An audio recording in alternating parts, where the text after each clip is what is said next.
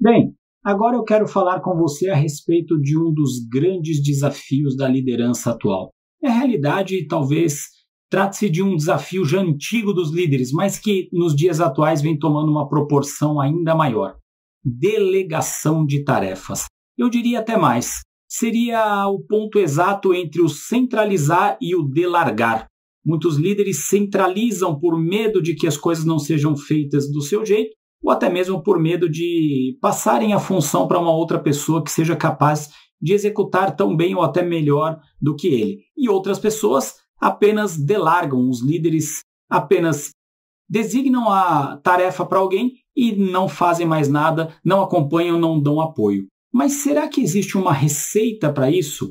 E a resposta é: talvez uma receita seja muito difícil de nós categorizarmos que exista, mas existem alguns ingredientes e passos que podem ser observados e que talvez nos deem uma melhor amplitude no que diz respeito à delegação de tarefas. Vamos a eles? São alguns passos, mas antes do primeiro passo ser dado, é fundamental que você, líder, conheça a sua equipe, que você saiba características, perfis de comportamento, características técnicas, competências e inclusive o nível que cada um tem dentro da equipe em relação a atributos técnicos, a atributos que sejam importantes para a delegação da tarefa e, por que não, também atributos e recursos comportamentais. De modo bem simplificado, imagine que você tem uma tarefa com um exímio nível de detalhamento a ser feito.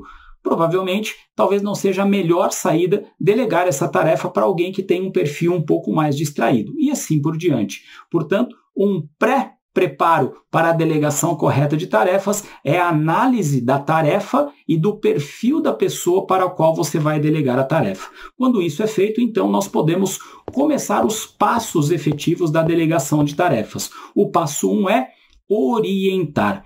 E normalmente algumas pessoas, alguns líderes negligenciam, pulam este passo porque partem do pressuposto que se eu deleguei a tarefa a você é porque você sabe como fazê-la. Nada disso, nós não podemos garantir que isso aconteça. É fundamental que haja uma orientação sobre a atividade em si, sobre o prazo, sobre como ela deve ser feita e sobre eventuais questões que tangenciem a atividade. Portanto, diferentemente do que muitos líderes pensam, o primeiro passo é orientar. Então, depois de orientar, chegamos ao segundo passo, que é delegar.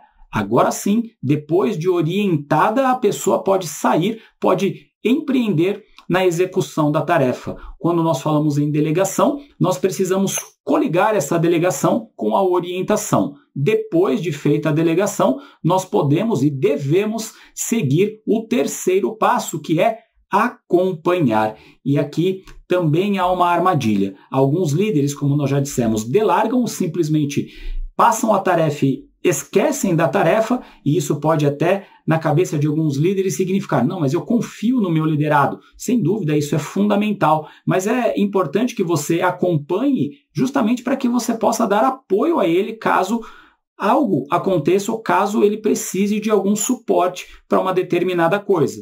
Armadilha 1, delargar, simplesmente ignorar e não acompanhar a tarefa. Armadilha 2, o oposto, fazer aquilo que as pessoas chamam de microgerenciamento, ficar o tempo inteiro grudado no cangote daquela pessoa, como se fala no popular, e principalmente dando opiniões e detalhes desnecessários sobre a delegação da tarefa. Isso vai fazer com que a outra pessoa se sinta ao mesmo tempo pressionada e desprestigiada quanto à sua capacidade de realizar a tarefa. O acompanhar precisa ser de uma maneira sutil e ao mesmo tempo próxima. Imagine o seguinte: eu delego a você uma atividade a ser entregue daqui 10 dias. Oriento num primeiro momento e delego.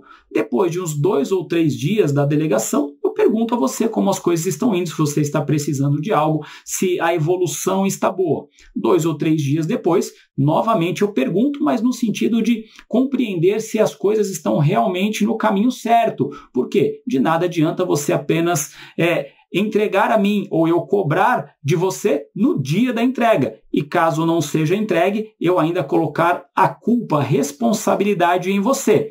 Até porque o quarto passo é garantir. Depois de orientar, delegar, acompanhar, o líder precisa garantir. Sim, líder, não há a mínima possibilidade de depois você responsabilizar a pessoa para a qual você delegou a tarefa por uma eventual não entrega ou uma entrega aquém daquela que era esperada. Você precisa garantir que a entrega aconteça num nível de exigência que foi deliberada a pessoa, e para isso talvez você precise até mesmo, o que não é também o ideal, colocar a mão na massa ou prestar um suporte por meio de outras pessoas para que seja garantida a entrega da tarefa. E o quinto passo, e esse a maioria dos líderes acaba negligenciando, é feedback. Esse feedback, ao final de todo o ciclo, fará com que, se a entrega foi bem feita, de acordo com o que foi preconizado, ou até mesmo houve uma superação de expectativas, o feedback seja positivo. E se eventualmente houve algum problema ou ajustes precisam ser feitos, um feedback corretivo, que vai servir como uma orientação e o ciclo se retroalimenta. Os passos então são uma análise prévia, que é uma pré-definição daquilo que será delegado, a orientação, delegação, acompanhamento, garantia e feedback, principalmente se for um feedback positivo. Se não for um feedback positivo, se for um feedback corretivo, repito, isso servirá como uma orientação.